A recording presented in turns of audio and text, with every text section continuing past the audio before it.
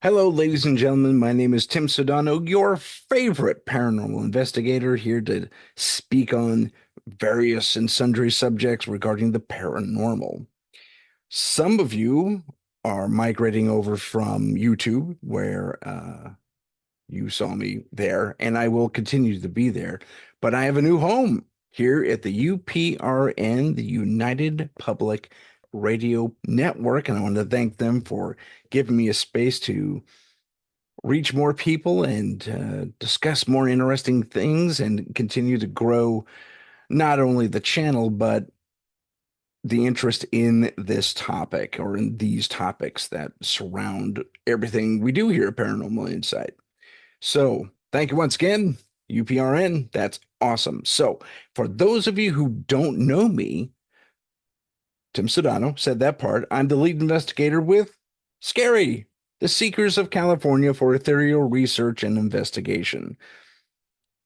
So let me tell you a little bit about myself. I started in the paranormal game in 2011, and I had at the time my colleague, my very good friend, Henry, and Henry was instrumental in really being the scientific focus, the naysayer, the one who had an explanation for everything. And where I am also relatively rooted in the scientific method as far as explaining things, the who, what, where, when, why, could be this, could be that. I'm not, but I'm a little more the one who says, I want to believe. Now I just got to prove it to me. And I've seen some things in my career doing this. I wow. And so had Henry. The skeptic himself was thrown aback many, many times. Um, not about a year into our foray, or was it a year? Was it 2 years? I think maybe it was 2 years into this foray. Oh no, I don't think we brought her on to like 2013, 2014. I'm sorry. So 3 years. I can do math, I promise. 3 years into our foray into this field, we had need of a psychic, and it became pretty evident that we needed one because a piece of audio here, a piece of video there was getting us to a certain point, but we kept hitting a proverbial wall with our investigations. We couldn't come up with certain answers that our clients have kept asking of us. And it was Henry, the skeptic himself. He said, we need a psychic. We need someone that can see beyond our perception. So the hunt was on, and we worked with a few psychics here and there, but we landed on the one who would become our third in this endeavor. And that was JJ Rose 777. Not her actual name. We just call her JJ. But she is amazing. Certainly very psychic and has a lot of psychic talents. Um, hasn't predicted the lottery numbers for me yet, but hey, small price to pay. That's okay. I don't hold it against her at all. But JJ came on board and she was called up on this one case we got the last minute. And at first she wasn't even quite able to make it. And then she said, no, no, no, I cleared a few things. I can make it. She comes out. This is her debut now with us. She waits outside. Henry and I do a tech through. We take base measurements, take a few pictures, all that fun stuff. And the clients are in the house there. This was a college, well, a makeshift college dorm. It was an apartment complex that was taken over by a local specialty college, and I think computer technology, something to do with computer technology, animation, maybe. I'm not positive, but they dealt with the more theatrical side of computing. So there's like 6 kids living in a 3 bedroom. So they doubled up each one. Okay, Sarah. And we get there, and unlike on TV shows, I don't know if you know this, we can't kick the clients out and send them to a hotel because, again, we're not being covered by a TV show who are handling all these expenses. So, 9 times out of 10, the clients stay with us during the investigation. We ask them if they're too scared to actually delve into this stuff, they keep to their own little corner. And that's kind of what these kids did. They were scared. And they had an amazing backstory. There was Satanism involved at one point, and they got out of it. And it turns out something very dark followed one of them out here from the Midwest, which surprised the 11 daylights out of me, to say the least. I didn't know that, or at the time, I'm still new enough that I didn't realize something like that could travel with an individual. So they were having all kinds of things, and they sure were. We saw bottles rattling, the cabinets open. There was a mini earthquake on the floor, just that floor. Because we ran downstairs and checked with the neighbors. Did you hear anything? Did you feel anything? No. Anyway, so we go back in. After we do our tech through, JJ comes on board, comes to the thing, and she does what she has the same experience I had. There's this pressure, lack of a better term. There's a pressure at the threshold of the door, and it's like walking into uh, Jello. You know, if Jello was air, it was thick, is what I'm saying. It was just a muggy, thick, disgustingly sick, sticky environment. And outside was like 55, 60. California cold, I know, but still it was really cool compared to this place. And they had their AC maxed out. And it was working because we put our hand up to it and it was ice cold right there. But you pull your hand back, couldn't penetrate this muggy atmosphere that was being generated, apparently by this entity. Anyway, this has turned into a tale of our first case together with all three of us together. That's fine. We get pulled aside by JJ, Henry and I, after she does her little cursory walkthrough, feeling things and kind of talking to talking to entities that we can't see. Forgive me, there's a small speck on my computer there. Excuse me. And she pulls us outside. We go outside in the balcony. We slide the door open. I should mention this. Muggy, muggy, muggy. We cross the threshold out into the balcony. So nice. So cool. So relaxing. Refreshing, even. Um,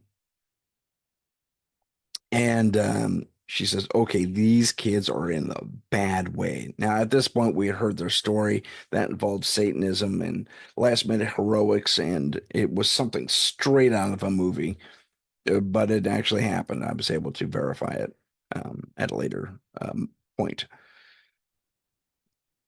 And she says, okay, what do you want me to do? And I said, well, what can you do? And she says, I can get rid of it. I said, for how long? She says, well, I can get rid of it. What do you want to happen? She just let me decide. And I said, okay, I'll put this one to the test. I says to myself, I say, nuke it. I don't want to ever come back here again. And I want these kids to live in peace the rest of their time here. And she looks at me, you got it. Okay. Give me a few minutes to prepare. In the meantime, talk to them or something. Get the interview on tape.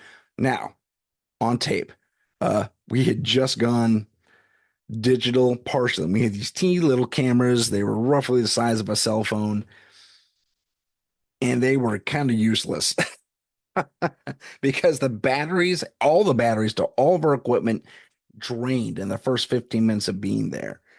Um, so we're tired and we can't record anything. So I plug one of these little cameras into the wall.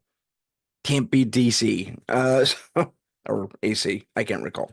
So I can't beat AC. It's AC, isn't it? So I plug in the camera, get it booted up, I turn it on. It took 3 tries to get that thing recording, I might add. and we do a short re-interview with them just to get their stuff on camera because their story had not been told.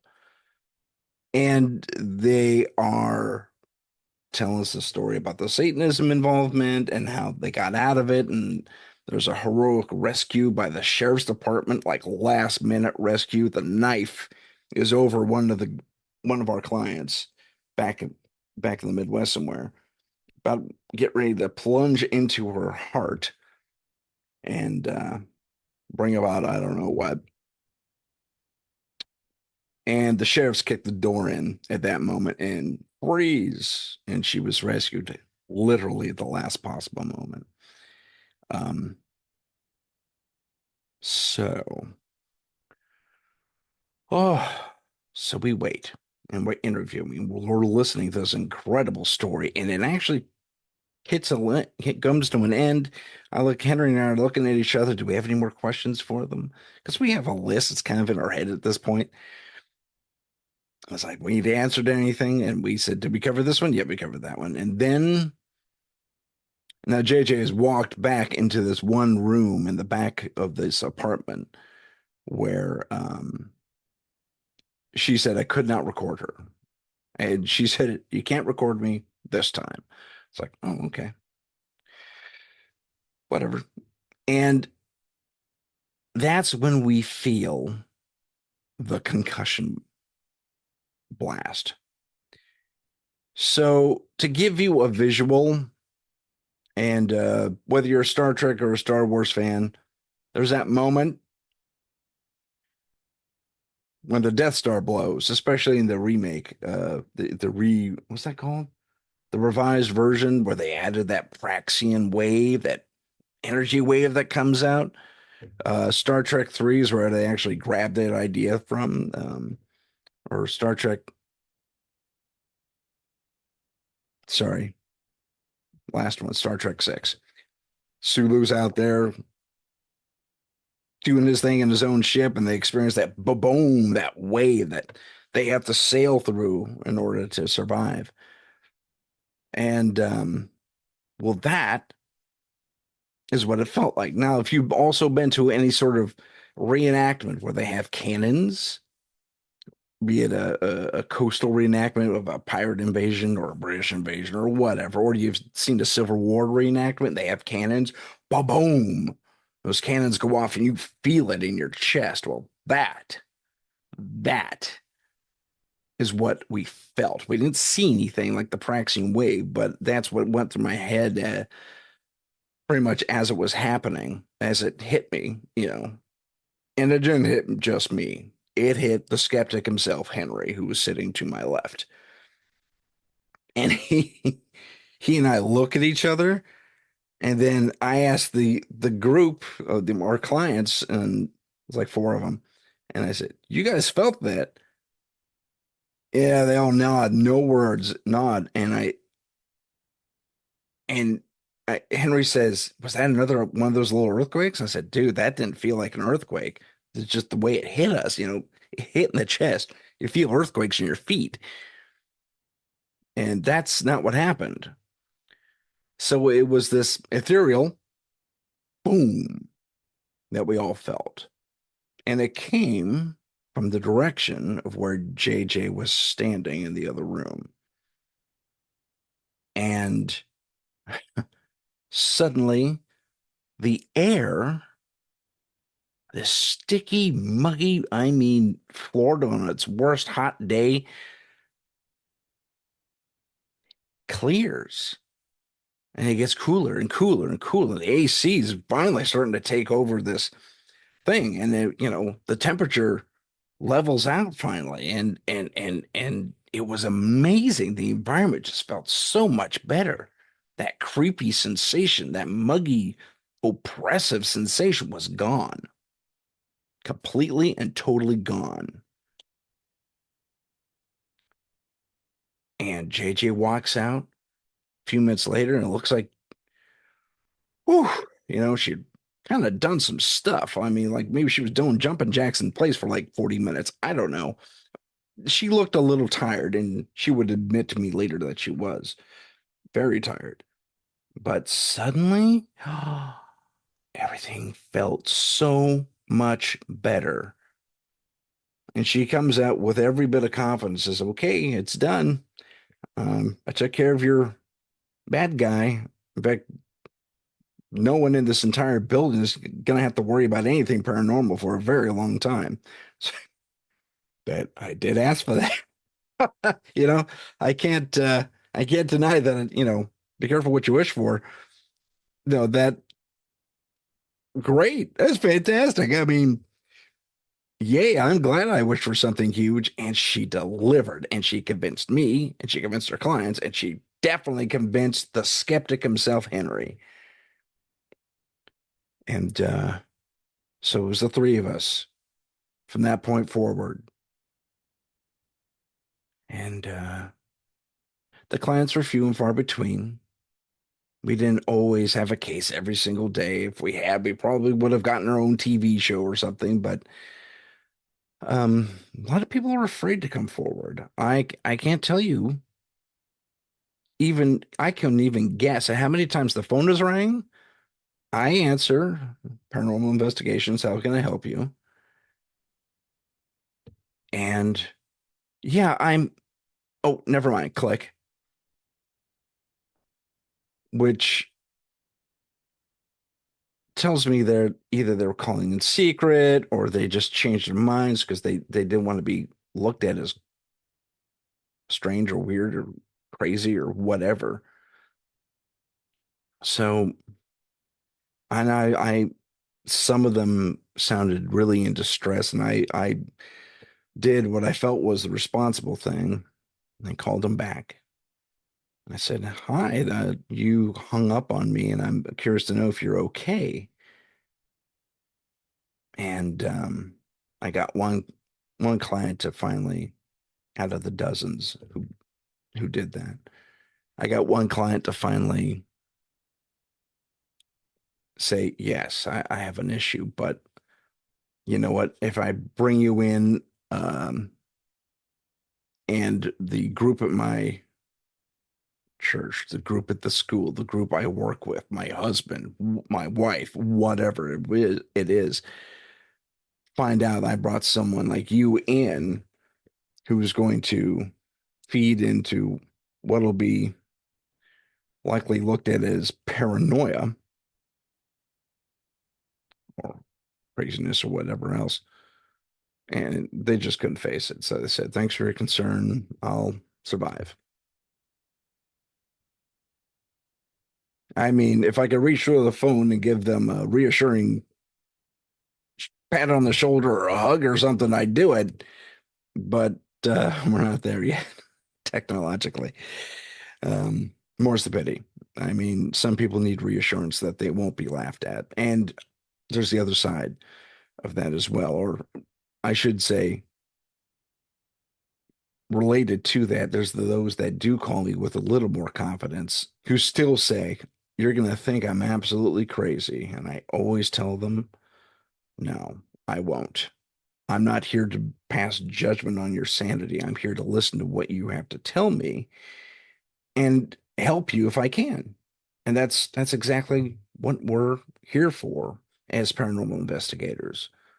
Our job is to help people where the police, the fire department, the whoever else can't or won't. Anyway, the the trio was together. And well, like I said, we had a few cases, few and far between, but we made the difference in people's lives. The few that we touched, we all continued our to study different things, watch these different ghost hunting shows where, you know, you can tell they kind of leaned into the CG a little bit, or they made some really oddly obvious amateur mistakes to generate a plot device to where you go, "Oh, here's the plot. Oh, that wasn't this, that was this," that type of thing. And it happens more often than, oh, I like to admit. And after a while, I just stopped watching them. They were aggravating more than entertaining. So it was about 2018, and we'd hit a lull, and we all commented on it. There was suddenly zero calls. Even our colleagues in the field at different organizations throughout where we live. I mean, and I live in California. It's kind of a long state. It's not exactly a small state. So I knew different teams throughout the state from Sacramento to San Diego. If you know anything about the state of California, that's a bit of a distance. And they were all reporting the same thing. No calls, no calls, no calls. And it was strange. And Henry and I had been oh involved, toying around, not toying. We had been involved with a friend of ours who was a filmmaker, and I too am a filmmaker. Henry and I made a few small things together. Nothing huge, nothing you would have seen. More concept ideas than actual films. But we were helping our friend out on his film, and then I set to saying, you know what, we should tackle a couple of my ideas and really seriously lay them down on film. And he was all for that. And in 2019, I got back to work as a filmmaker. Again, everything's dead. For 2 years, it was radio silence, at least on the West Coast. There was a bubbling in the Midwest or the North Midwest, like right along the Canadian border. It was bizarre. But I'm in California. I'm doing this absolutely for free, and I couldn't really afford to go jumping out across the country just to hunt some ghosts. So, and there were others who were capable and in the area who could handle themselves and the situation.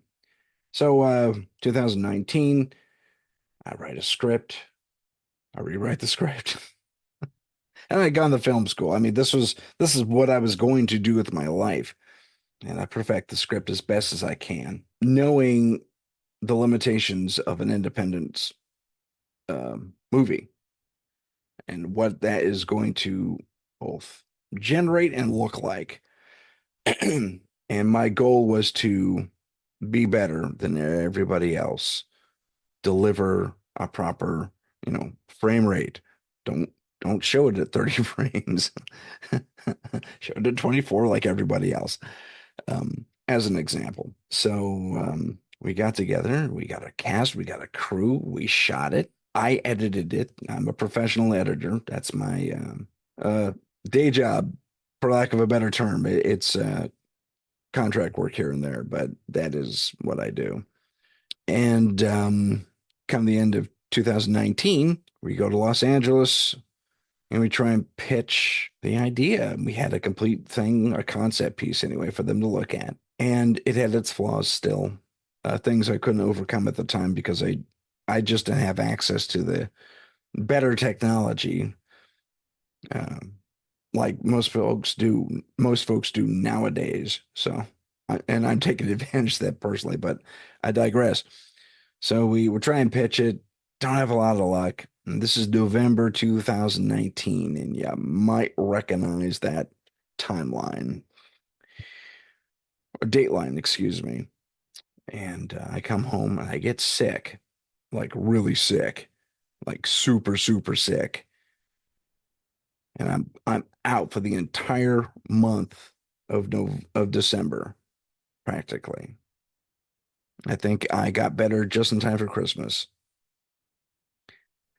And my whole household got it, whatever it was. It was like the most powerful flu I'd ever had in my life.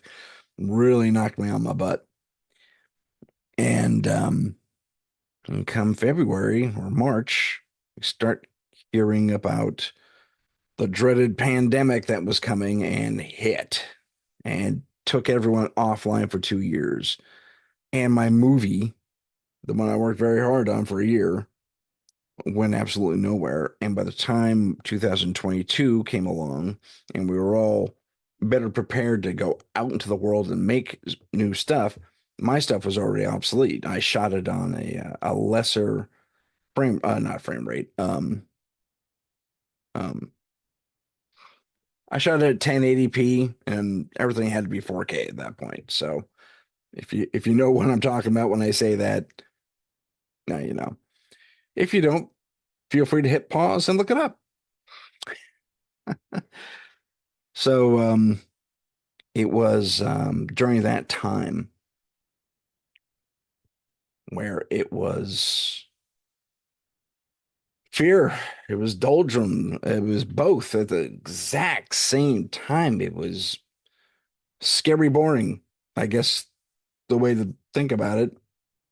I was working remotely, and that's all I had. I couldn't go out and ghost hunt, and I got a few calls, but conditions in my state were especially severe, and fraternizing within even the smallest groups was fraternizing. Fraternizing? I think I used the wrong word there. Getting together in my and small numbers in my state was well frowned upon, unless they were family, and then who cared? So, um, long about the beginning of 2022, I start hearing about remarkable. JJ is all about the podcast, listen to tons of them, left, right, and center. And she turns me on to them. And I say, hey, should I do my own podcast? I ask her because I have a ton of experience as an investigator, and I could probably lend a voice with some knowledge to back it up into various things, including hauntings, UFOs, Bigfoot, all that fun stuff. So she says, yeah.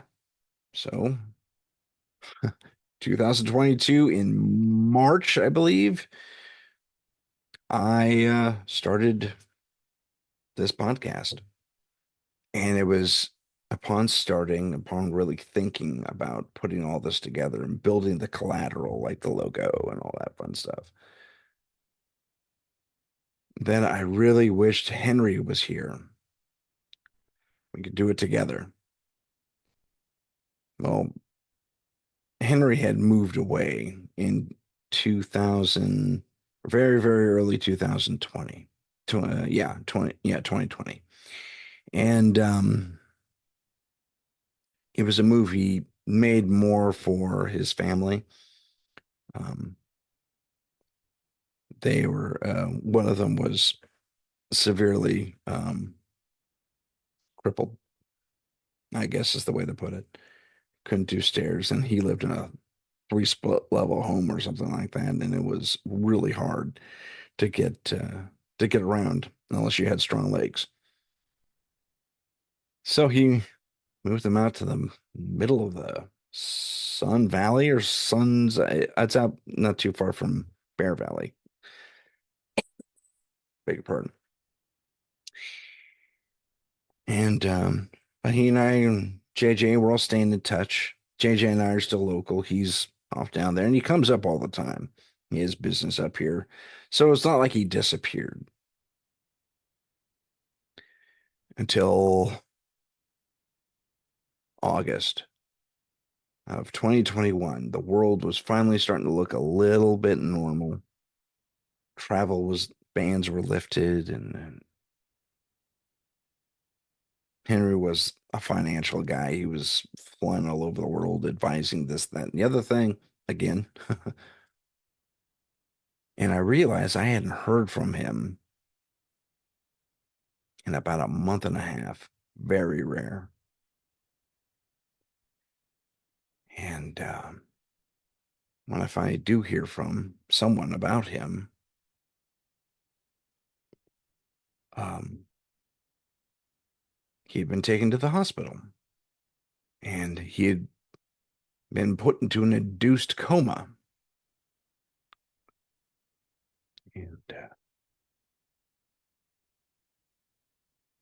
it was so strangely sudden, his disappearance. And because he was up here, like I said, a month and a half before, helping one of our other friends with their film project.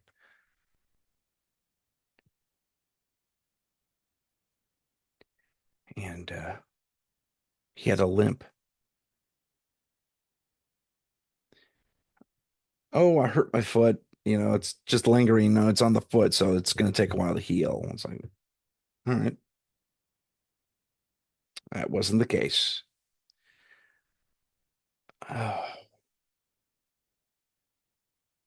Henry had, excuse me, Henry had stepped on a nail on his property down south.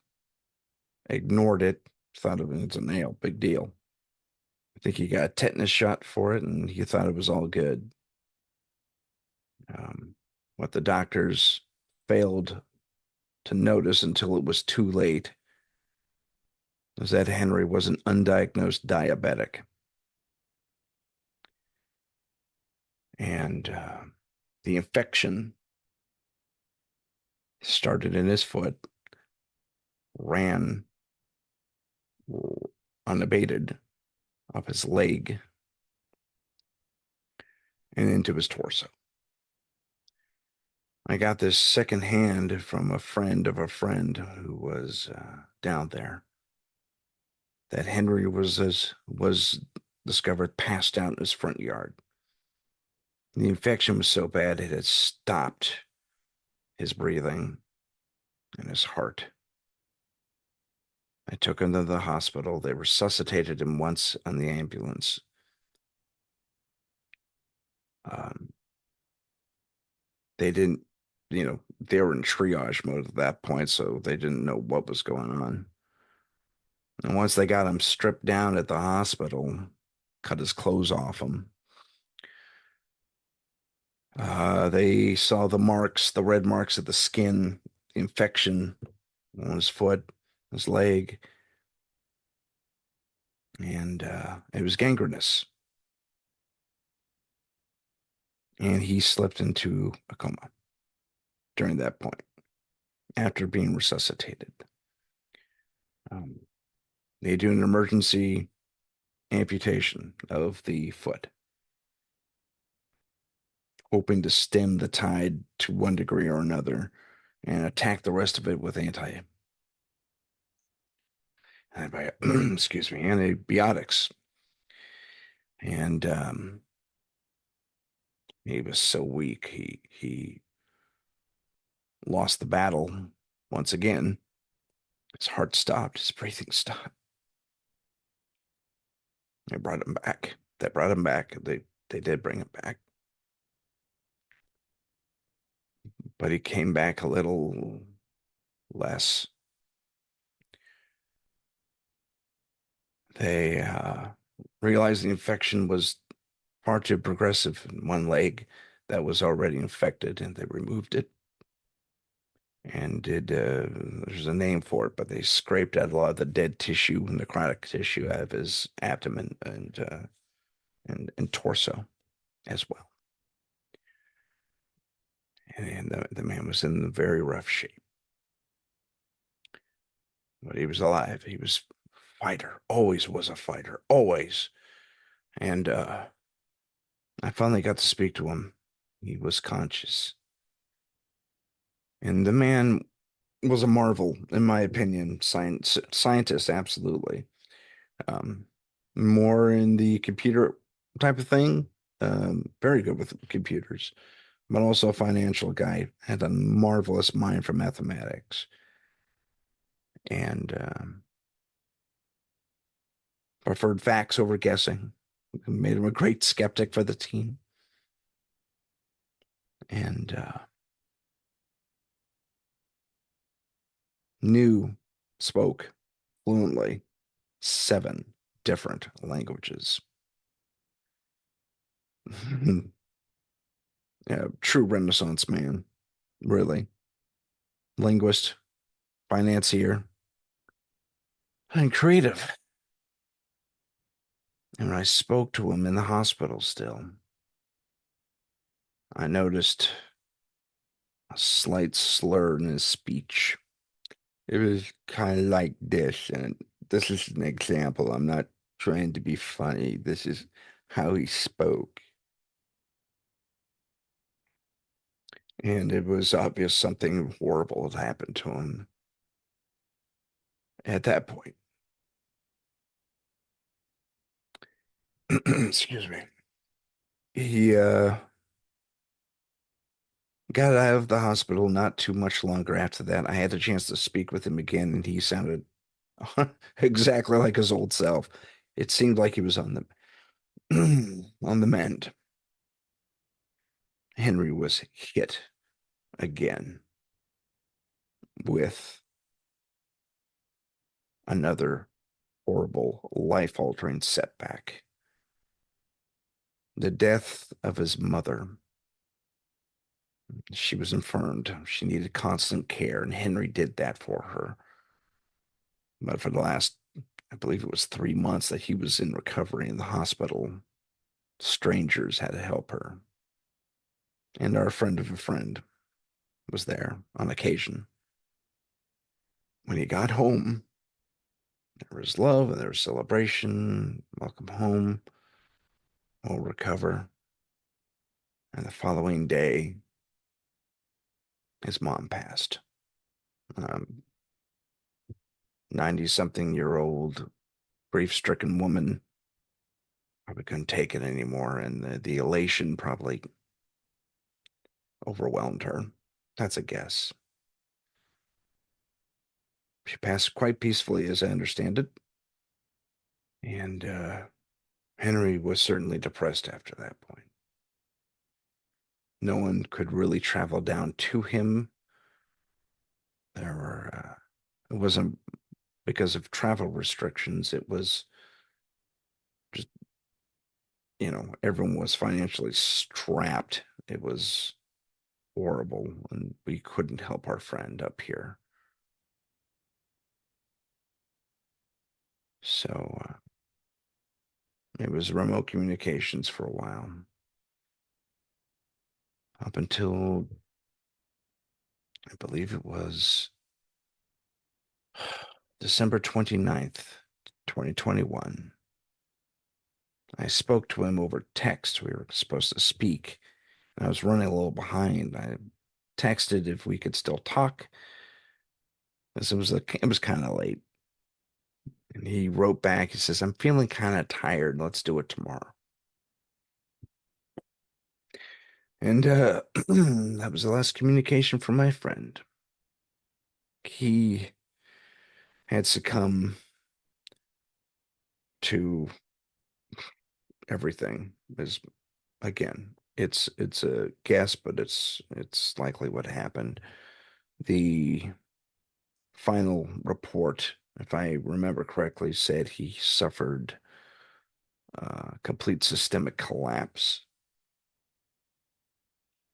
So the infection took him because they missed something, or the antibiotics weren't doing enough, or maybe he didn't take his pills. He was on his own at that point in a very depressed state. So, and there were two.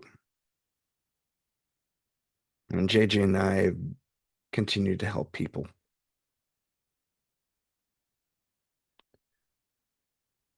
We miss our friend every time we do it, though. Every time we put on our scary shirts, and I have a scary hat too. Um, in fact, it's his hat. We accidentally swapped him last time we were up here. He was up here on a case. So I have his hat, and it's a little big on me. He had a large head. And I'm very happy I have it. It doesn't fit me that well, but that's okay. Uh, so JJ and I to this day continue to help people, but we do it this way. Um, Lending our experience, expertise, uh, to those who might need it out there where you are right now. We still get cases and we still take them on. They're few and far between, but there are still things to explore. We were recently part of a UFO flap, and we investigated that on the show, on our respective shows, actually. She was the experiencer slash witness who video recorded this strange thing in the sky that was seen over half the country.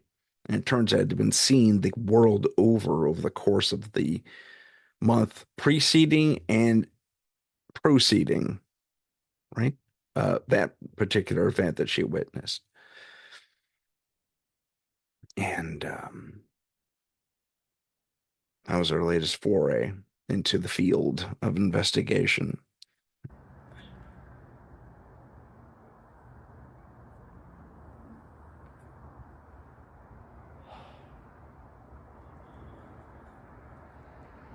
Okay, now my phone's pulsing and I'm doing nothing. Like, the phone is doing that on its own and I'm not moving. And I have no clue what that is.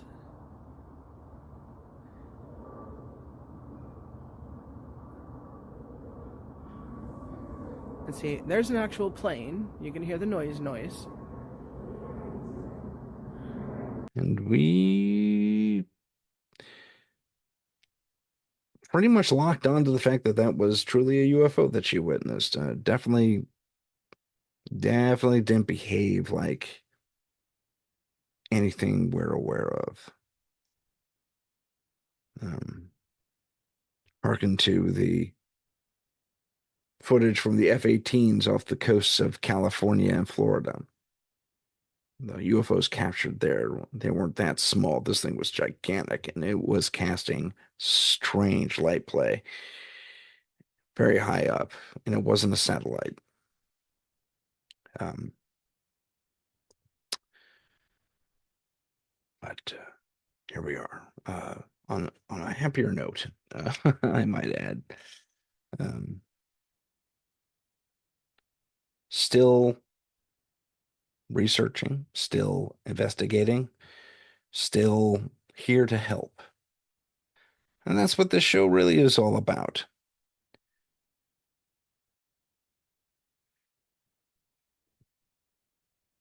As we move on to the next part, I will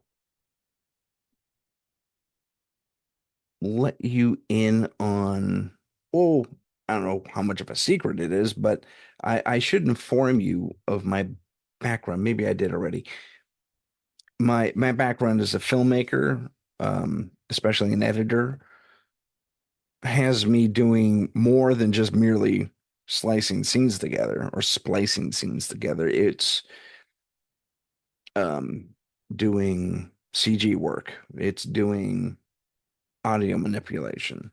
It's studying how audio behaves. Um, I'm very in depth. I get pieces sent to me all the time. Is this fake? Is this fake? Is this fake? And I do my due diligence and go through it and analyze those pieces. And some of them are fake, and others you go, yeah, I think you got something there. So one of the few things I do not do that my partner JJ Rose, paranormal partner, I should say colleague, um, does. JJ does. She handles possession. I do not. I will assist from a distance, like outside the room. I will not go in there. Um, that's a something I've yet to overcome, and I don't want my fear to lend any power to whatever is happening with a possessed individual. And that is a battery for these things. So, yeah, one of the few things I won't touch, just because it's gosh, I just don't have the fortitude for it or the tools really to deal with it. I'm the kind of individual that If I go into a situation, I need to know how to survive it, get out of it, and get out of it as unscathed as humanly possible. Um, the goal of anyone in a fight, really. So yeah, not possessions, not me, not demons, not me. Everything else I will tackle. I will tackle everything else but that. But that's what JJ is for. She can tackle those things. She can help. And I'm going to undergo some training, I guess you can call it, in the near future where I will add that type of thing, dealing with possessed folks to my repertoire. Won't happen right away, but it will happen. And speaking of demons, the segment that follows this very lengthy introduction deals with another culture's would-be demons. And I say would-be because they have many connotations, many interpretations. And you will find that while what me and my guests discuss is relatively straightforward, we come to a point where, oh, that sounds like this from this other culture, or oh, that was told to me by someone else from a radically different perspective. And we come to an interesting conclusion. Well, rough conclusion. We don't actually say this is what's happening, but I mean, it's a matter of speaking on experiences and speaking on knowledge of a given folklore, tradition, myth, what have you, from an informed perspective from that specific region, as my next guest is, and having someone like myself who is a trained investigator, human investigator. I should probably mention that I started out my life in the working world as a private investigator, and I trained with detectives who were taking their continuing education courses to maintain their degrees in criminology. And so I worked alongside homicide detectives, narcotics detectives, and all kinds of real police officers while I did PI work. But it was very intriguing because you do find yourself in those situations where you're in the middle of a police case and you didn't even know it because they're doing a sting and some things are related. But I digress. So I will thank you for enduring and listening to me and watching, and hopefully you were at least somewhat entertained. But about, what I had to say and speak about. And I will leave you in the capable hands of a somewhat pudgier, younger, like a year or two younger self. This is from an interview that was done in, yeah, last year, 2023, with a good friend of mine, also in the film business, but he's also an archaeologist in training. And he just completed his master's, I believe, as of this recording right here. When we had this interview, he was just starting his training, but it was definitely part of his background. So let's go check in with younger me and younger pudgier me and a good friend, Sammer. And we're going to talk about the Djinn and other interesting entities from different cultures. We'll see you soon.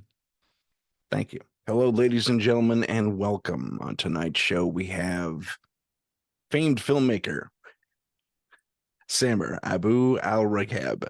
I probably mispronounced his name, but I hope you'll forgive me. Tonight we're going to talk about Islamic and Arabic monsters and folklore.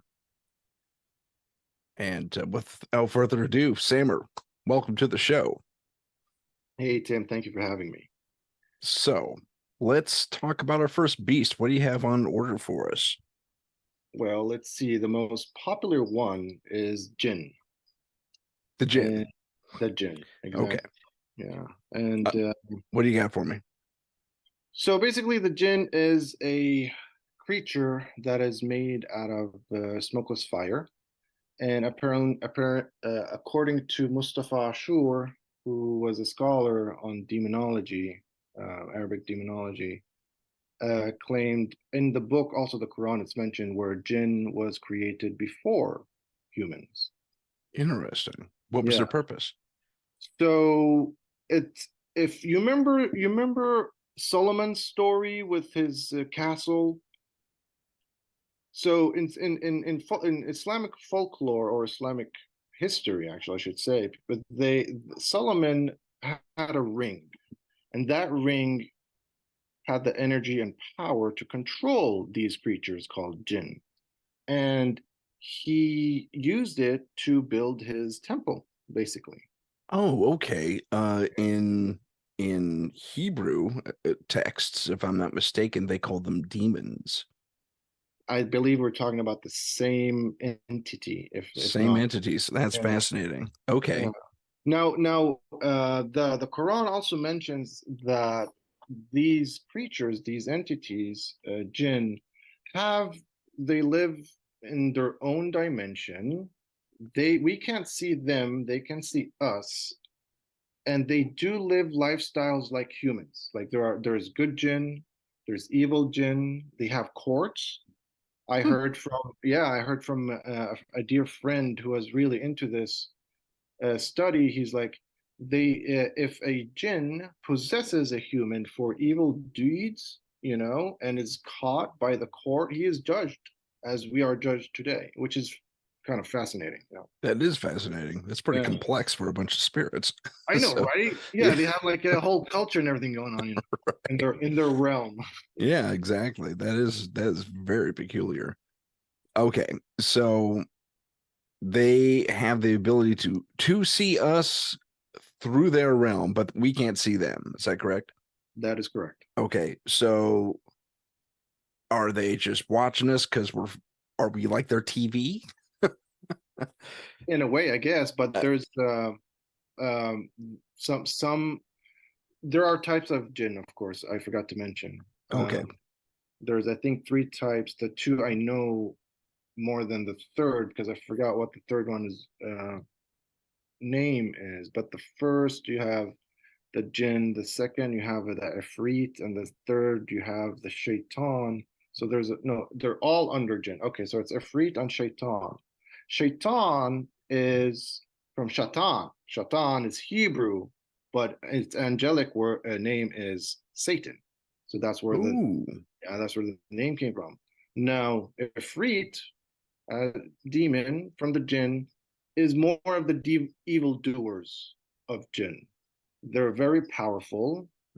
I think they're shapeshifters as well, versus the regular jinn who is just smokeless fire with interesting. with superhuman powers. Like they could time jump, leap. They're fast. They're strong, etc. Sorry, so the more Western version of Jinn or the genie, and does that play? Is there any truth to the three wishes and the rubbing the lamp and all that fun stuff? So I don't think there is. I think that's if you remember the 1,000 Arabian Nights or Oh, so, that's where it came from. okay, If you see a genie, it happens to be one of the good genes. Now, jinn, they could, if they, let's say, hypothetically, you decide to work with them, which you can through witchcraft, and okay. uh, you could communicate with them. They'll if you ask for a wish and they could do it, they are capable. If they are capable, they'll do it for you. Of course, for a cost. Nothing's free anywhere. Yeah, I was gonna ask. There must be a trade-off. There's a trade. There's definitely a trade. It's Okay, witchcraft. gotcha. Come on. Yeah, So yeah, yeah. yeah, so they could make your dream come true, for example. And let's say you're so deep into it, it's not materialistic in a way that, hey, go bring me a case of $1 million. I don't think it works that way. Okay. Uh, are they able to do that? I believe so. They could interact with all physical forms on Earth. Hence why Solomon had the ring and they built him the big temple, you know. Okay. But it's more of like it becomes favors of make this happen for me in a way that no one gets hurt and I get that job, for example. They are Okay. able to do that, you know, because they could possess people, they could manipulate people, you know. Okay. And Interesting. yeah, and I think that's where the three wishes came. I don't think it's real, really, but you know. There's no, I don't, I'm not saying necessarily that it's real either. I'm saying I was just curious about the background about where that idea came from. Right. Is if I'm not mistaken, there was also something regarding, and this could be the tale of the Nice. thousand nights, um, where there was a woman who was in trouble, and she had to keep telling a story every day in order to stay her execution. Hmm. And I'm drawing a blank on that. If anyone watching this knows, go ahead and write so in the comments. I'd like to be a little more informed.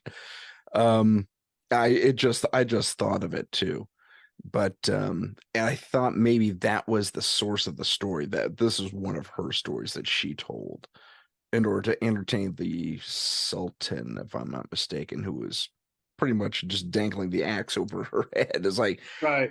what are you gonna do? What do you got for me today? I So, could see. Okay, that's a big probability. Yeah, I could see that. You know, so there's that aspect of it. There was a fantasy built around these creatures. Have you ever heard of any actual interactions? I I have I've heard many stories of people being possessed. You're talking about possession right now, right? Well, whether it's possession or just I heard someone this. catches their crotch on fire. There's a video out there where that happens. There's a bunch of guys running Story around the old area, and that is their clothes just start lighting up in patches. One of them gets their crotch caught on fire. I mean, there's no fire around there whatsoever. These guys are doing like a mediocre paranormal investigation, and they start freaking out. They start praying to God as they're running around with that their front pants on fire. And it that's seems to be spontaneous, but at the same time, I could debunk it. I could say, okay, these guys are messing around. They probably have like a fire starter thing on them where maybe. they Yeah. could. I mean, it's not beyond the realm of impossibility. Do I think they actually did that? I'd be surprised if they actually had the tech to pull that off in a little village somewhere out in the boonies. Right, right, right. I mean, there are places. So jinn in folklore, in Arabic folklore and Islamic folklore, like to live in places or be in places that usually humans don't occupy. So an abandoned house. They That's love interesting. they love the forests, by the way, Oh, because they leap in between trees, from tree to tree. oh, interesting. I That's know. very crazy. Well, you Uh, mentioned abandoned places, and that's where this video I have in my head takes place. If I have an opportunity to play it, I'll do so right now. Awesome. What I'm trying to say is if you try to play with demon like jinn forces, it's not like they're gonna light your pants on fire. No, they will hurt you, you know. Mhm. They will hurt you physically too, because they are capable. We can't. We only could hurt them with enchantments and recitals, you know. Oh, They're interesting. yeah, So because there's no physical way to fight back. the only way you could fight a jinn physically if they possess a person. Like you remember the Exorcist when she Oh, was sure. possessed by I forgot the name of the demon. Anyhow, Yeah, I know what you're talking if about. if you attack the girl, for example, punch her in the face, she doesn't get hurt. The jinn does, or the demon does gets hurt. Oh, interesting. Yeah. But Okay. she'll still get a bruise, she'll still get a concussion after all this is done, you know, Right. but the demon, you know. So it's kind of like that. We cannot hurt them. It's Okay. very hard to, yeah. Okay. That's interesting. And you said there were three kinds. Yeah, the last one is ghouls, ghoul. Ghoul, Yeah, the like, shapeshifter ghoul, like ghoul, like Ghoul. oh, that's interesting. Uh-huh. Because in Western mythology, that has a completely different connotation. It's almost like a zombie. Exactly, yeah. But the one similarity in between the zombie, the Western ghoul, and the Eastern ghoul is they both feast. They're both feasters, or they Yeah, eat. they feast on the dead exclusively, correct? Yeah, and Okay. the Djinn ghoul feasts on bones mostly, and that's why they're found in cemeteries. Gotcha. Okay. That's interesting. Pretty cool. That's very cool. Um, one of the okay, now remind me of what the Ifrit do again. Are they different somehow? They are smaller in size. They're not made out of smokeless fire. They are transparent. Um, when Predator was in the So they jungle, can cloak themselves, in other words. exactly. But I think that's how their physical form is, and how it relates to our dimension. Because remember, I see. you guys are in other dimensions. Gotcha. Ifrit, Ifrits are the most cruel of the jinns and the most powerful. Hmm. Supposedly, You yeah. said they're little. Do they have a description? I've seen pictures. They're maximum 4 feet tall. That's They're really interesting. yeah, they're little creatures. But do they have hair or pointed ears or It's hard to say. It's really given that they're shapeshifters too. I think them of like great aliens. Like the Greys. oh, you think that's what they look like? I mean, have Yeah, there ever been any artistic renditions from back in the day? there is a couple of renditions of how Ifrits look. I mean, if you do Google it, there's a whole wiki on it. There's Okay. books on it, etc., etc. But the oldest rendition I could remember is they look like they're green in color, little, skinny, with like vampire teeth. You know, Hmm. yeah, their ears are kind of pointy. Are they big or small or Small, Ifrits are small, but they're no, I meant their ears. Are they oh, the bigger than ears kinda like bigger than elves Oh, okay. or elf ears. Okay. You But know, they're bigger than that. Okay. yeah. You know what? You almost described a Hopkinsville goblin. Oh, no way. Almost, yeah. Those are supposedly these alien, and I tend to believe the story. There are these alien creatures that Blue Book actually investigated this case, where these creatures, and they pretty much what you described, short little green guys with big ears, assaulted this family out in Whoa. the sticks of Kentucky. Or I think it's Kentucky. Could be Tennessee. I might have to, I gotta check that. Look in the description for the proper state. Um, but they assaulted this, they were out in this cabin. There's a family gathering, and this is back in the 30s, 40s, maybe the Mhm, 50s. mhm. And they had a pump well out in the yard. So one person goes out to get some water and see this craft come down and land off in the field. And they, he goes inside and he gets his gun and he runs right back outside and no one knows what else is going on. No one, and then the whole family's there. There's like two or three generations in this little cabin for a night of fun, whatever.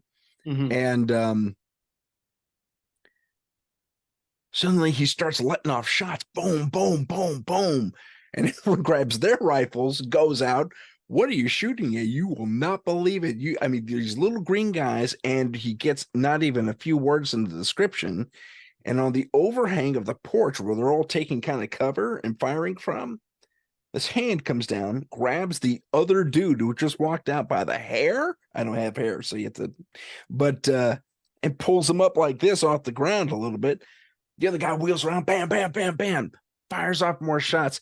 It is a shootout that goes Wow. one way, but these little guys are bizarrely tough. They'll take the hit, they'll roll, they'll tumble, and then they'll get right back up and start coming at you again. And they're kind of tittering and giggling That's what the impression was. They're having fun. This is a game for them. Yeah. And they're nearly indestructible. Yeah, nearly indestructible. I think one of them does take a hit and there's some green blood left behind. Really? Yeah. So it's On not a red. tree or something like that. So their blood is not red. Yeah. Or it was viscera. It could have been. I really don't know if their blood was red or not. But But that is fine.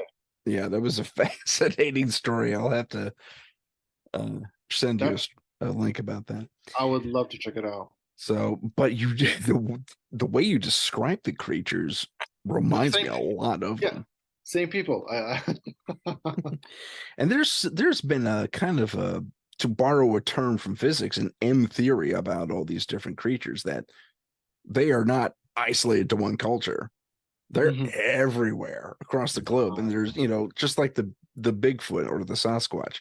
There's Yeti, there's Yahweh, not Yahweh, the Wawa. I'm mispronouncing it. The ones in Vietnam, the little one, Right, little ones. But there's a ton of them. There's a whole group of them around the world. And they're different, heights and shapes and sizes and colors and all that fun stuff. So what's to say that's not the case for most of our creatures? right, uh, yeah. Cryptid creatures, whether we see them or not. I mean, look at we have Loch Nessie, Lake Champlain, same thing. There's a creature supposedly there too, and they're both described roughly the same. So, no, I think there is a kind of a unifying thing I across believe the globe. so. Oh, totally. I believe so. I think all these creatures we grow up listening to or reading about, all the folklore, I believe for every culture has one or the other with their own interpretation and similarities, Oh just yeah, all scattered around the globe. So I I think agree. that's pretty I cool. couldn't agree more. That'd be something fun to explore. Actually, do a Totally. comparison. It's Oh like yeah. today we're going to talk about this, that. See, they got him here, they got him there, they got him here. That'd That'll be be a fun. nice study. Yeah, that'd be a fun study to do. Good show too. So that's the Djinn, relatively in the nutshell. Before we move on, anything to add? Not really. As I said, there's good Jinn, bad Jinn, Mhm. there's evil Jinn. They have kids, children, they have jobs. So they have relatively similar lives to us. Very much so, very much so. And it's not clear in the Quran how and why exactly the creation of Jinn in the universe we live in, other than, what I explained earlier, because we know that God, Yahweh, or Allah created man and women to worship him, and Mhm. yeah, that was the finest creation he did in the universe. That's why there's that story about Lucifer or not, Iblis, I mean, kind of Lucifer is the same story, but Lucifer is the angelic name of Iblis, where he's like, bow down to Adam, that's my finest creation. And he's like, no, I don't want to bow down, screw you, That that thing is flawed. That Totally. human thing. Yeah, I'm Yeah. perfect. It's this, yeah, yeah, so that's where the conflict starts. Hmm. I think that's what it. Okay. What's the next creature on the list for us? Well, we talked about Ifrit, ghouls. Ghouls are really interesting, actually, because you catch them. I'm not sure. I haven't done much study about ghouls and what they're made of, like versus fire versus like transparent goblins, etc., etc. What their materials are, but they're more in this realm than the other. Now, we know this in physics. I mean, I'm not a physicist, but in physics, quantum physics, all the mechanics, we talk about dimensions. Hmm. Yeah, supposedly there's 11 dimensions with their equations, and in Islamic folklore and Arabic folklore, these dimensions are we're in the third dimension, right? And the jinn, for example, is in the fourth or fifth or sixth or seventh. They actually have a number system where these different creatures come from. That's theory. theory. Oh, I thought it was actually written down somewhere. I think they're written down somewhere. No, it's not hypothetical. I mean, they've done so much study on how do jinn come to this world? If are So some scholars say they live with us. They're right here. We can't bump into them. There's a city like where I'm living right now. There's a city right here of jinn, for example. They're Oh, living okay. their lives. Yeah, they're doing their thing. Blah blah blah. We don't see them. They don't take up space. They don't do. They don't. They could inflict. They could come into this dimension and start causing trouble and whatnot. Mhm.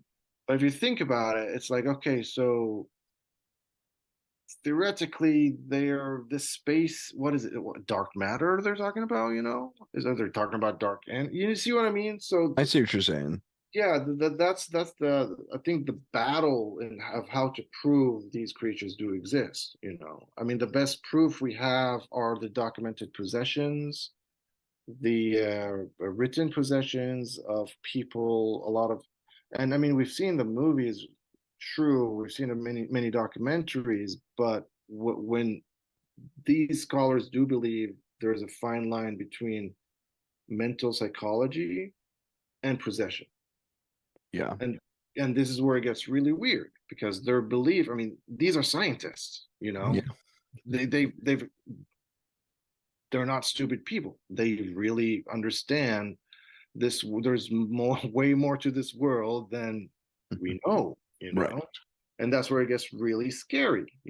A mental person, yeah, can show behaviors of craziness, etc., etc. Depends on the condition. But when you have a person that's like similar to that, but still, he's or she is the outlier with the behaviors of they do. So I heard a story once. I didn't. Okay. I was told the story that there is this person who's possessed, and the entire neighborhood knew he was possessed, and they couldn't get the jinn out of him. I was like, how do you know he's possessed? He's like, well, he was diagnosed by a bunch of psychiatrists, and they're like, dude, there's nothing wrong with his mind. Mm. He could draw a clock, he could write, he could read, he could everything. But these boastful behaviors are really weird. You know what he would do? He would go buy a pound of beef, raw meat, and eat it at the counter. You know, Wow. yeah.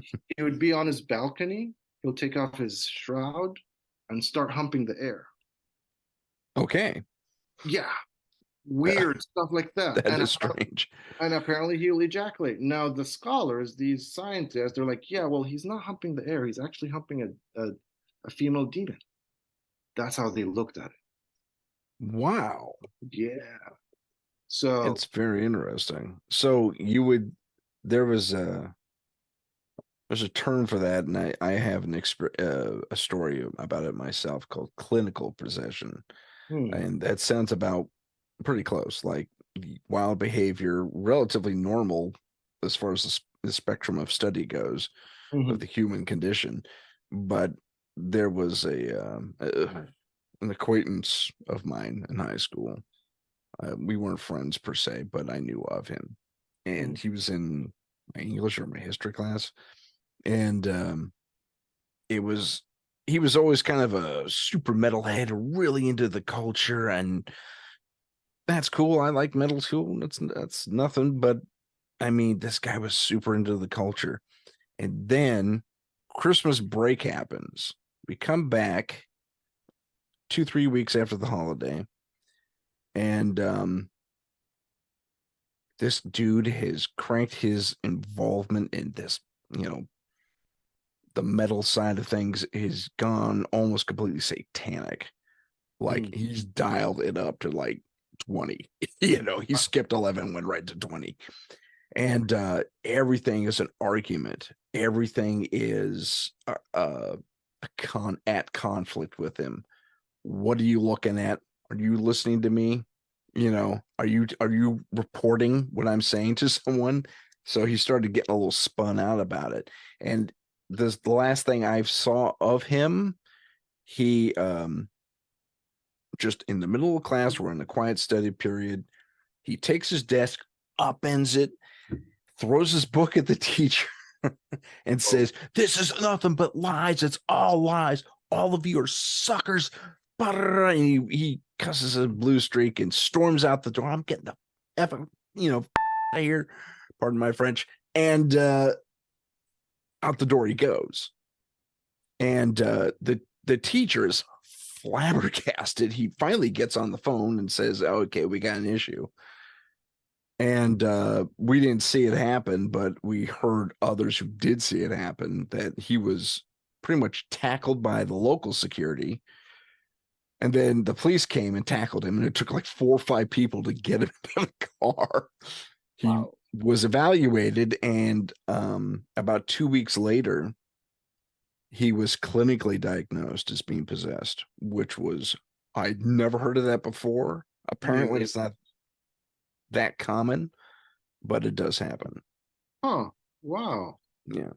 So there is a diagnosis in psychology of possession. Mm-hmm. That is interesting. That Yeah. is very interesting.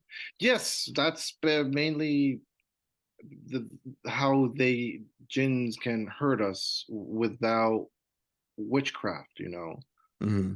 Like, you remember the Ouija board? You mess with the wrong demon, you open a portal, and like all hell comes. Right.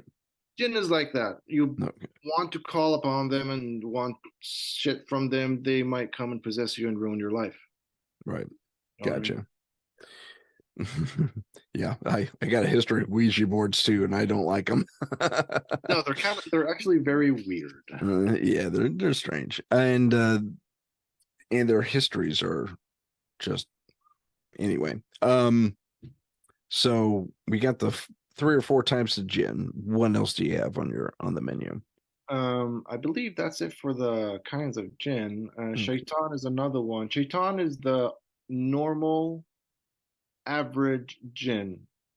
And again, Didn't you say that was also it translated to Satan? yes. However, in Islamic folklore or in Islamic belief, it's shaitans. They're in the millions. Satan, there's one Satan. Right. Okay. Go ahead. The word though, shaitan, Arabic, shaitan, which is Hebrew, it was derived from Hebrew, and the Christianity is Satan. So there's a species of demon, a culture, if you will, of not demon, but jinn called Satans. Exactly. Really? Yeah. Plural, Satans. Satans. Shaitans. Wow. Now, wait a minute. That actually takes me to something else. See, I'm telling you, there's an M theory to all this stuff. I can see it. There's a legend going back, I think, to either Sumeria or Babylon. I want to say Sumeria, where we had the Anunnaki on the earth and they were controlling people. And one of the guys there was akin to Loki, but he was kind of, the mischievous bad guy. And it was interesting. In the original Sumerian, he was, as the tales are told, he was actually a buddy of humanity in general. He didn't want them to be slaves. Huh. So he set about sabotaging humanity against the others. And his direct translation was similar to what you said. And I'm sorry, I can't remember what it was, but it was the Satan. That was the name. That was his title. The Satan. Yeah. That is so weird. See, I'm telling you, cultures. There's a total M theory thing happening, I think, here in the supernatural world. That's amazing. The little dots that connect. I wonder if we're all talking about the same entities or entity. Could well be. I mean, different point of view. Mm-hmm. Now, the funny thing is, he's depicted wearing a goofy little, remember that old band Devo with the hats, the red hats that went up like that? You remember those guys from their German, and they had a few hits. But it looks like he's wearing one of those weird hats there, those frisbee hats they wore, but it has horns coming out the side, Hmm. which is kind of like Loki with his Yeah, horns, with his right? horn. And Huh. then we have Satan who has horns, True. That's true. which leads me to another funny thing that always struck me. You mentioned Solomon earlier and Yes. his ring controlling things. Well, I remember a story in the well, it's all Old Testament there, but during the stories of Solomon, where he was chit-chatting with one of his demon slaves. It's funny what happens in these stories. But he says, hey, so, and the way he talked, I could see him. It was almost like he knew they were from another dimension because he pulled them into our world every day and put them back. But from his perspective, they were all male. So he asked one, do you have females where you're from? Oh yeah, totally. What do they look like? He says, uh, give me a second. So the demon works a little magic, I'm pulls a pretty female into, our realm, and it's what is described as an onyxcalis. I'm probably mispronouncing that, but listen to the description. Beautiful female on the top, on the bottom, Oofs. goat or sheep goat attributes. Oofs, yeah. Okay, that is also from Greek mythology. That is Ah. a satyr. Or yes, a satyr too. Very good. Very. Isn't that weird? Mm-hmm. Yeah. That's a satyr. So, what was happening back then? I mean, the story. I mean, because Greece and Persia they collided, man. They didn't have the same No, blood anywhere. Not that I'm aware of. no, but they probably shared a lot of. So Solomon goes back to about I'm 1100. sorry. I jumped. You're right. I jumped. No, no, no, no. You're fine. You're fine. You're fine. But Greece, I mean, older than 1100 BC were the Minoans. Minoans are, I mean, it's weird. We really don't know where they came from because it goes back 3,500 years ago. Were they an offshoot of the Phoenicians, or vice versa? Well, actually, they probably traded with the Phoenicians. The Phoenicians were the sea raiders of the White Ocean or the Mediterranean. Mm-hmm. Minoans are the ones that occupied those islands, those Greek islands. Right. Yeah, and they always had the bulls. Yeah. Yeah, very good. And so that goes back 3,500 BC. At that time, Sullivan was not even there, but these creatures like Pan or the satyr and hoofs, and because I've heard stories about people in Saudi Arabia, they human, but when they lift their shroud, it's hoofs. It's like goat feet. Oh, I've heard of that. Yeah, there's a weird name for it too. I I forget. I thought it was mostly women who did it too, Prob- which is prob- Probably or they appeared as women they anyway. appeared as women, but nonetheless, I mean, But there's another connection between Onyxcalis, I keep mispronouncing it, the satyr, and the Saudi Arabian mhm, monster. goat man or goat Go woman. go girl. Now in America we have a goat man. In Oh, our really? legend, yeah. In Oh, like no way. Louisville. I'm probably getting that wrong too. It'll be in the descriptions. I have a lot of That is homework so to do. cool. Yeah, I never heard that. But yeah, humanoid bipedal goat person. I mean, with the horns and everything, just like a satyr. Jesus. Okay. And there was even a show where they were going after him, hot on his trail. Now, you got to take some of this stuff with a grain of salt. It's a TV show. I don't know if they were playing pranks on these guys, on us as the audience. I don't know that there's anything legit, but apparently one peed on one guy and Huh.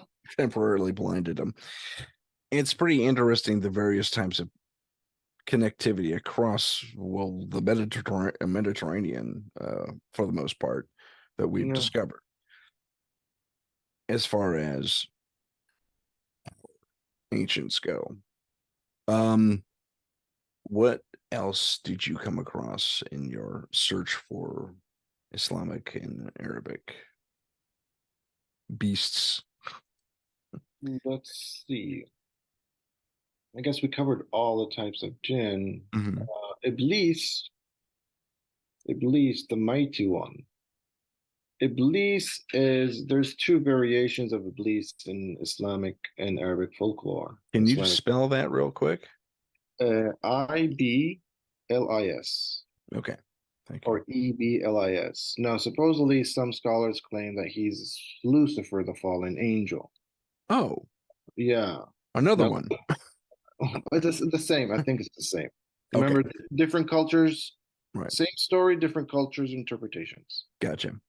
Now Lucifer, we know the name came from it's Roman Lucifer. Lux means light, you know? Yeah.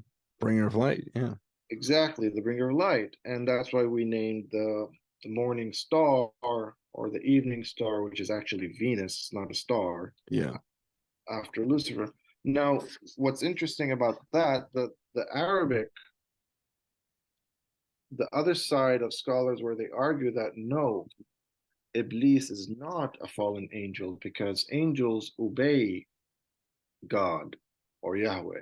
They don't disobey Yahweh. Iblis was the Okay. one who didn't bow to Adam and thus cast him onto earth. So Iblis was originally a jinn, a shaitan, among the angels up there. Oh, Yeah, wow. that's How did he pull that off? well, That's I mean, if you think about it, it is true. It's like this is what baffles scholars about religious scholars about Lucifer. Imagine creating an AI, right? okay. An algorithm that's perfect. And you ask it to do something and it tells you, hey, screw, I'm busy. I don't want to do it. You're like, huh, did it Yeah. evolve? What happened? Why is it disobeying?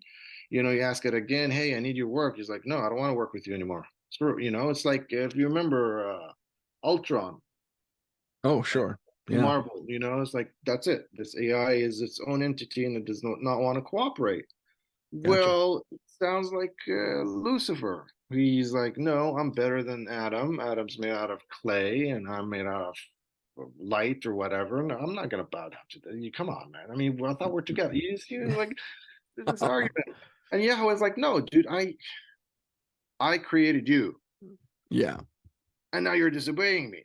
What am I gonna do with you? Okay, go to Earth. Screw you. Done. Down to Earth.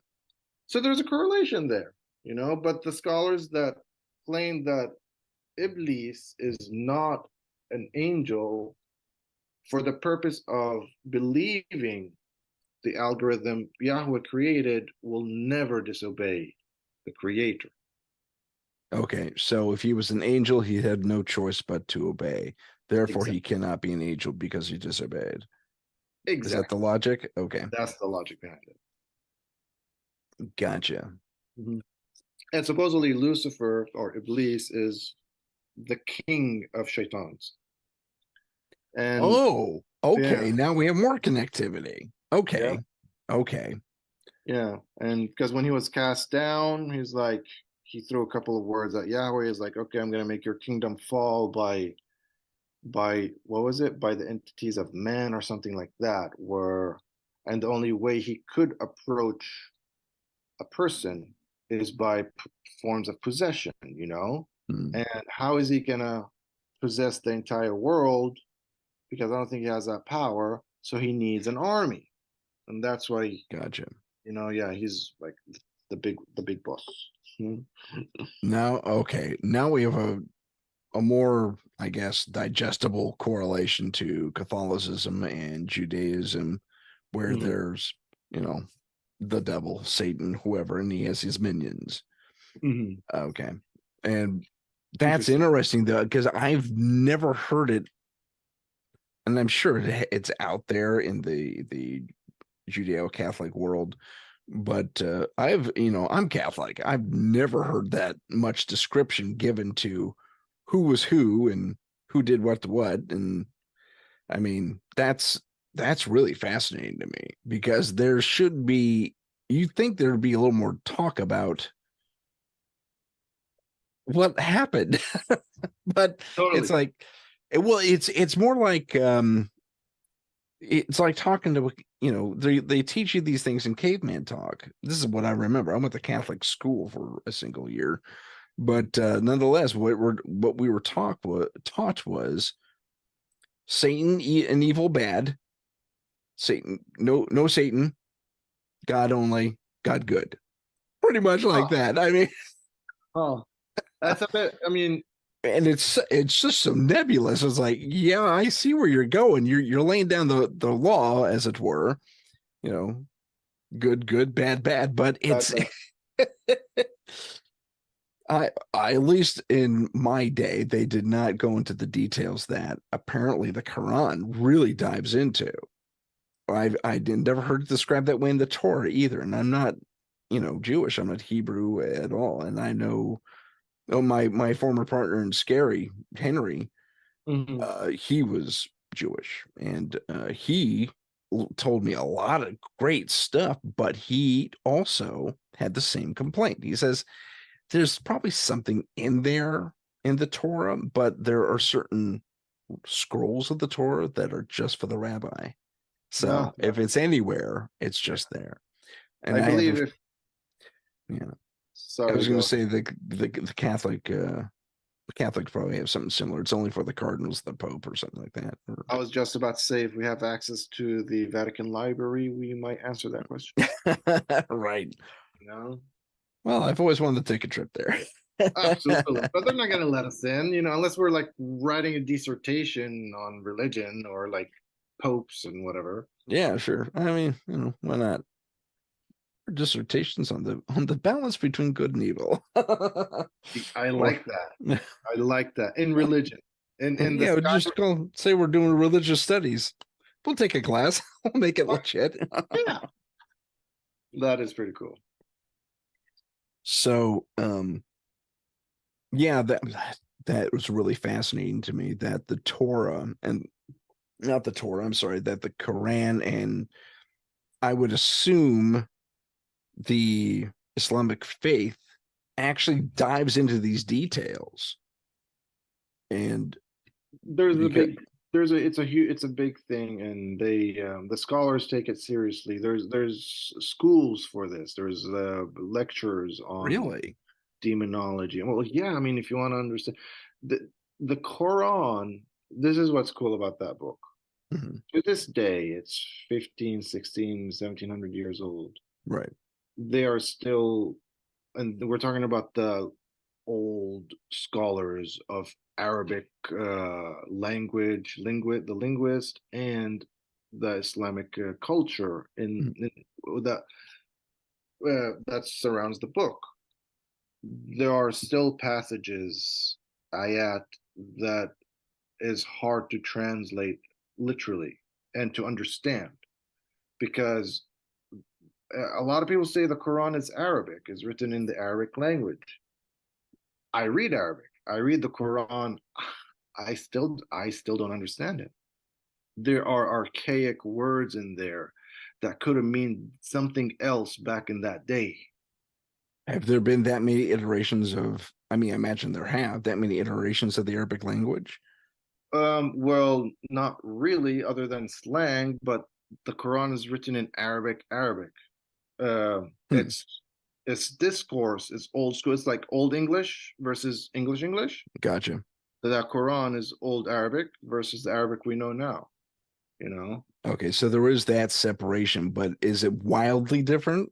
Because Old English is practically Germanic. still, I Yeah, mean, I read English. I could make out Germanic words. yeah. Not Good point. understanding. Yeah, no, but this is, I think, so. It's it's it's hard to say. It's really, really, really hard to say what the discourse was 1500 years ago when the Quran was written. See what I mean? I It's do. really hard. And the Quran, by the way, was not written by the the prophet on a daily basis.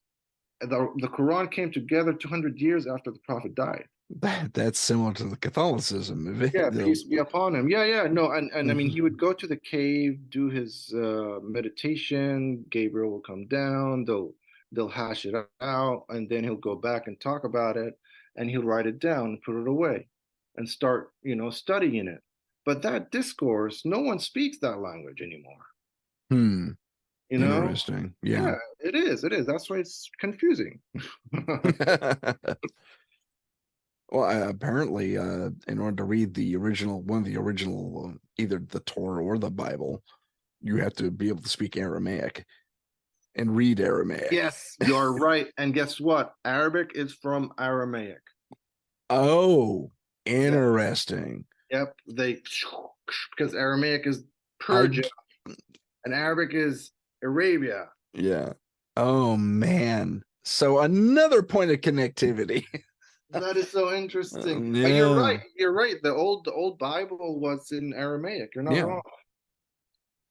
And that's what Um, Jesus that's what Jesus spoke, I believe, back then.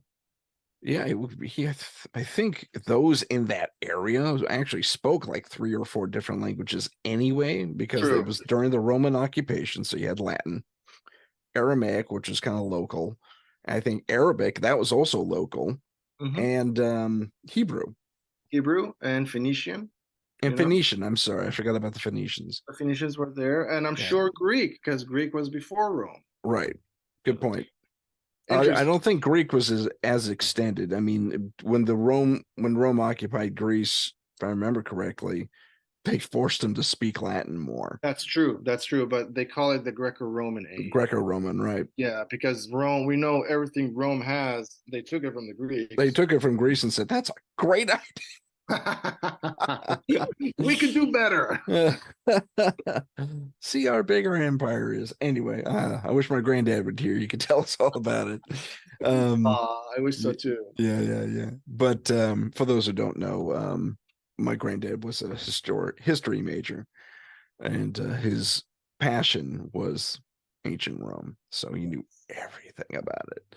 Nice. But I digress. The uh was so it's amazing all these points of connectivity we're making. It is. So we have we have a deeper understanding of the whole Satan thing and his minions, and the fact that they could be that they're living a parallel life to ours in an Yeah. alternate dimension, And then, yep. Yep. as far as the writings go. But there's and there's they have courts and lives and kids and the whole thing. That's just amazing to me.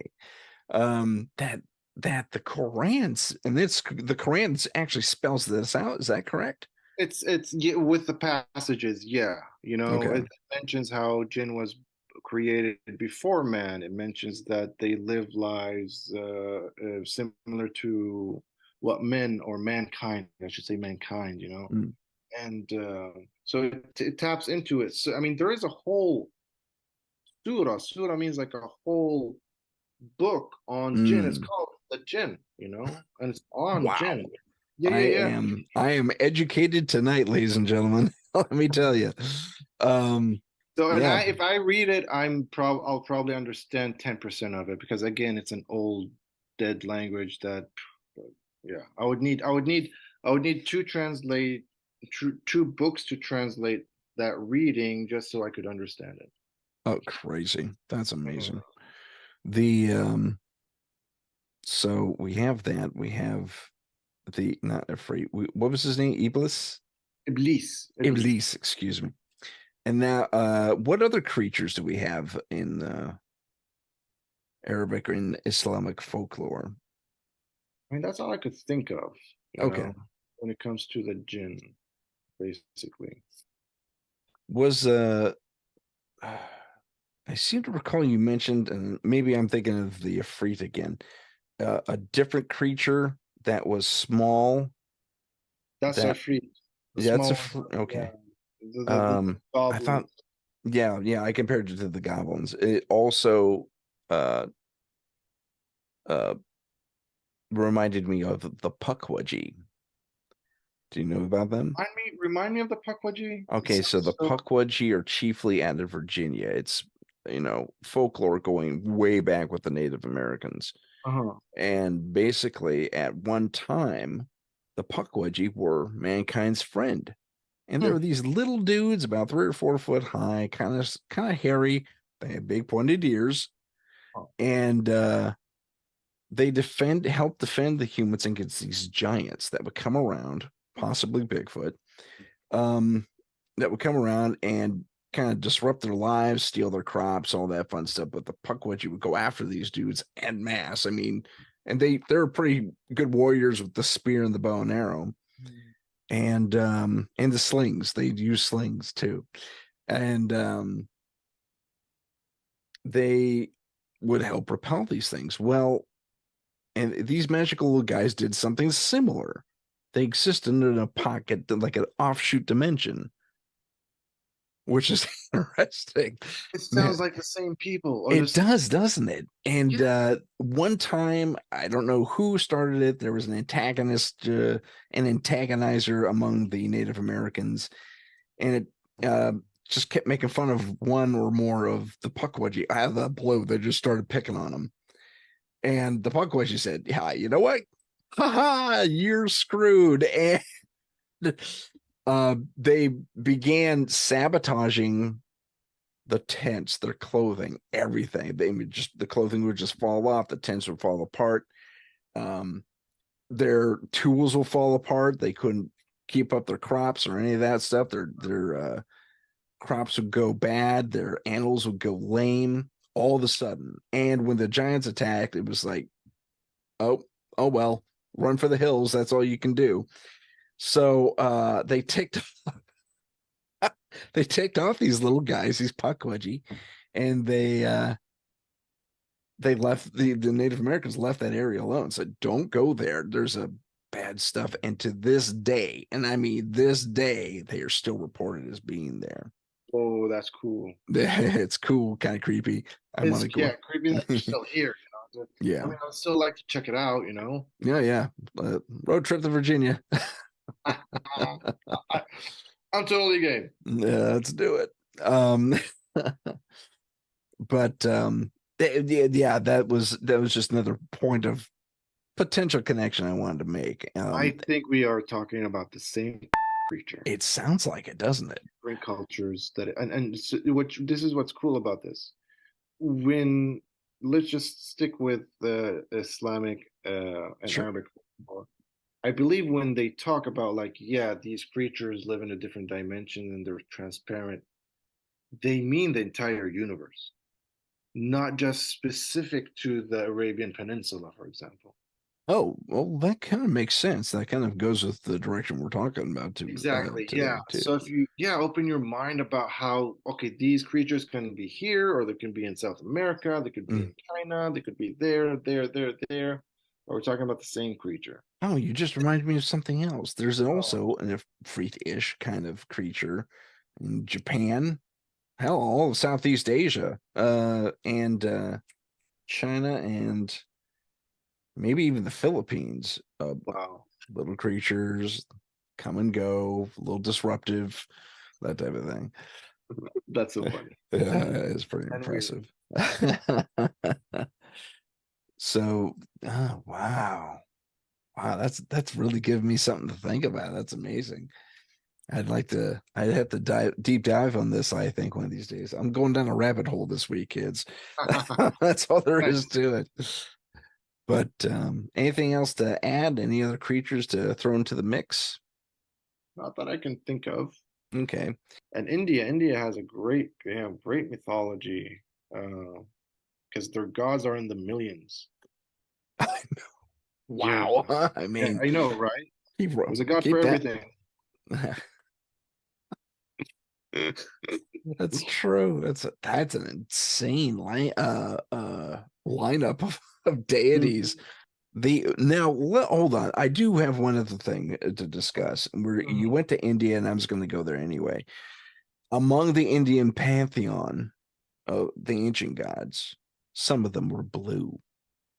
Okay, Does that have? I seem to recall that that was also the case with the Djinn. They were blue, or at least some of them were. Well, that's a tough one. So again, Jinn may. So we said there are three kinds of I Jinn. may have gotten that from Aladdin, but Well, no, the blue thing does exist because there are like Egyptian gods, like Osiris is depicted green or blue. right. There are other deities there, like I think Ptah is depicted blue. Mm. And you're right, in India, there's a lot of deities that are depicted blue. Now, I don't know the specifics why, for humans to have blue skin. I mean, there are people that do have blue skin. They were interbreeding, Oh yeah, there was the Kentucky Blue people for way back when. It Yeah. turns out they were cyanotic and they had a little their one of their arteries was being pinched in their neck, and this Oh, doctor said, "I can fix that." Did a little minor surgery right here, and the color returned. really? Freed That's up so that blood vessel from the muscle. Yeah, that's interesting. yeah. There are people that ingest silver for some reason. Their Oh skin, yeah. yeah. That's interesting. Now we have another blue creature in mythology, an elf. His name escapes me all of a sudden. He was a Mhm. metal worker in the Norse pantheon. Oh, North. I know who you're talking about. His Yeah. name is Brock. Yes. Yes, Brock and Sindri created Mjolnir for Thor. You're right. Right. And Brock always worked with his hands. And he So, worked and he turned blue because of it, because Sindri and always wore gloves. it's funny. It's funny. With the North. This is what's cool about Norse mythology. The weapons they created. Same with the Greek mythology. They had Same Hephaestus. with Indian mythology. Yeah, they had these super weapons that we can't even create to this day. But this is what's cool about their blacksmiths like Brock and Sindri. They were working with metal not from this earth. Like Yeah. like metal that is so heavy with radiation, like plutonium and uranium is nothing. And Yeah. they'll make weapons out of it. Right. Right. There was I think they mentioned sky metal. One of the religions actually mentioned, I think it might be Indian, a sky metal. Or Oh, actually, no, there's a reference to sky metal in Islam, isn't there? is Isn't there? there? I'm not Isn't sure. that what is on the outside of the? I'm drawing a blank. The big So the square. Kaaba. The Kaaba. Yes. So yeah, so that black stone. Yeah. It's not a stone, it's a meteorite. That's what I heard. Yeah, it's a meteorite and it's very valuable. It fell during Muhammad's time. Mhm. It has, I mean, I'm not sure what it has, but I'm sure it's radioactive as hell. Or at least it was. Yeah. It's a metal, it's not even a stone. Yeah, yeah. It's a metal. I've only seen pictures of it, and bits of film of people touching it as they go by, So as they yeah, they circle kissed the. it. Yeah. It's a very holy Yeah. object, in Mhm. Islam. And that the Kaaba, that's basically the house of Abraham. Now, this is only mentioned in Arabic history. It's funny not it's not mentioned in the Old Testament. But Abraham, when he traveled from Ur, which is now north of Babylon, or is it south of Babylon, to the Holy Land. Back then, I believe it wasn't Levant. This is before Levant. Because we're talking about like 2,500, 3,000 BC. Okay. What was it called? It wasn't Philadelphia. Anyhow, he comes to the Holy Land, right? And then he goes down to Arabia. And the Holy Land, he had two kids. When they both diverted, one went back to Judea, which was in Babylon. No, one went back to Babylon, then came back to the Middle East, or I should say Palestine or Israel right now, became Judea, and the other went south, which became the Arabs. And Hmm. that's the connection between Arabs and Jews. They're cousins. Huh. I Yeah, didn't know that. I am yeah. educated tonight. No, I no, love no. I it. mean, technically, the Jews and Arabs are first cousins, but we go back for 3,000 years Thousands, ago, right? thousands of years. Yeah. Yeah. Now, Abraham came to see his son, the one who went south, which is where the Kaaba is, and this is in Arabia. And that Mm. was part of the Silk Road, so trade was big over there. Money, Oh, okay. comes down. He's like, and when he came down, the angels came and helped him, and that's when he lifted the four pillars, which is what's holding the Kaaba right Oh, now. And that's when it became a holy place. is that the story? Oh That's the story. Yeah, man, that's that is. great. I thought you said it was his house. I thought maybe they had a ruin in there and I or think it used to. something. It's a one room. It's big actually. It's really huge, but it's a one room, and that's where they used to hold the statues of the deities before for the travelers that are migrating through the Silk Road to pay their homage, the pilgrimage, and they leave. You know, when Oh Muhammad, wow. yeah, when Muhammad came an adult, it's funny. Muhammad's story, peace be upon him, is like Caesar's story. He was part of the big family. His dad died. They chose the wrong side. After his dad died, they shunned the Prophet Muhammad. His uncle took care of him, right? Now, what his family was doing Quraysh, they were ripping off the pilgrimage. They were like, "Yeah, come pray to these deities made out of dried dates, and we'll tax you that." And Muhammad's like, "Since when do we tax them to pray for?" And that's when it the feud start between them. Oh. That's just a little history about the Prophet Muhammad. Yeah. Statues made of dates. That's impressive. I know, right? You think that would go bad after a while? I Well, mean, it's the desert. They're dried. They oh, okay, I get you. They made statues out of them. That's. I'm they make. impressed by that. I'm impressed Yeah. too, but hey, dude, I mean, come on, we could do better than that. Why are we taxing everyone so high to make fucking dates? Get some wood, get like sculpture, like do something Go get real. some marble from Greece. Yeah, they had the money, get marble and grit. But and that's what started the feud. And then after that, the angels came. Gabriel came to Muhammad in the cave, and rest is history. It Gotcha. turned out he was a sage, part of the message, like Jesus. So, well, there's a lot of similarity between what you just said and the story of Jesus, who said, you know, something about let giving, we should allow for. Well, Oh, food. you're making people pay to pray, I think Yeah, is what it was. instead of they're supposed to pray. Right. Not Mhm. I should if I like imagine me going. I know passing around the hat makes perfect Right. sense. That's fine. I get it. That's okay. Yeah. But That's voluntary. imagine paying a fee to go pray at the Yeah, I church. think that's what it was too. He railed against that. It's like you're making me pay to go into a house of God. I mean, what's going Exactly. on? So, Yeah. yeah. So, that's just amazing. What a great topic. I want to thank you very much, Sam. Is there anything else you want to add? Anything pop in your head? I don't think so. I think we covered a bunch. We did. We covered a whole lot. It started out with monsters And then we started and talking Islam, religion. and we ended up into a religious discussion. I love it. I Me love it. too, and me too. More of that fun stuff. Well, Samber, I want to thank you so much for being on the show and giving us so much insight. No pun intended. The is I want to give Sammer a little shout out here. He has a film coming up. I'm helping him out with it. It's called A Calling. You want to tell us a little bit about that, Sammer? Yes, a calling is, thank you for mentioning that. Sure. A calling is a short period drama about social injustices, gender identity, and gender biases in colonial America during the early 1700s.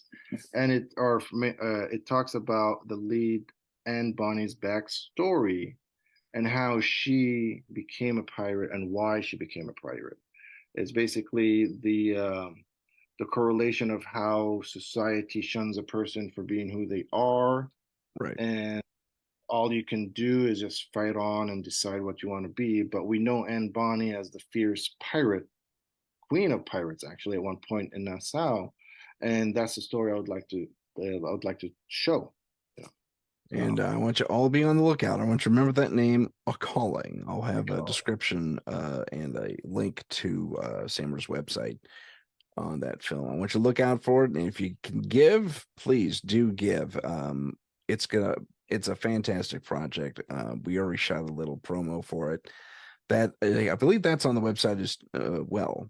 You're correct. It is. Okay. And there's the Blackbeard and Co.'s channel on YouTube. It only has the trailer, but yeah, it's on the website as well. Excellent, excellent. So I'll put a link to that in the description as well. Awesome. Lots of stuff in the descriptions tonight. That's okay. I love informing people. I want to thank you once again, Sammer. Thank you so much, man. Great information tonight. Good discussions. You're very welcome. Thank you for having me. Not at all. Ladies and gentlemen, my name is Tim Sudano, and this has been Paranormal Insight.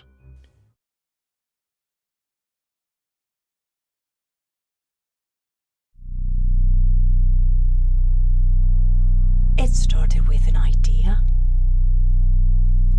An idea to be free from it all. The colony. The plantations.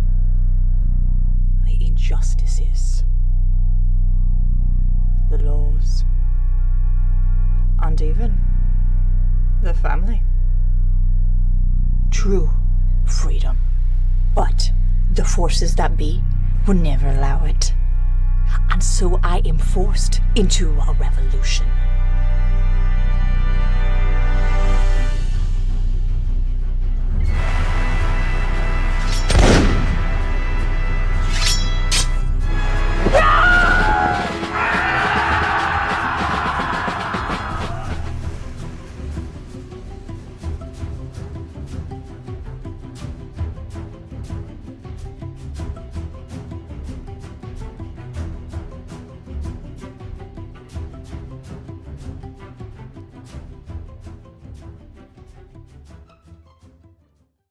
If you have a paranormal experience that you would like to discuss on the show, please email us at paranormal.insight.podcast@gmail.com. That's paranormal.insight.podcast@gmail.com.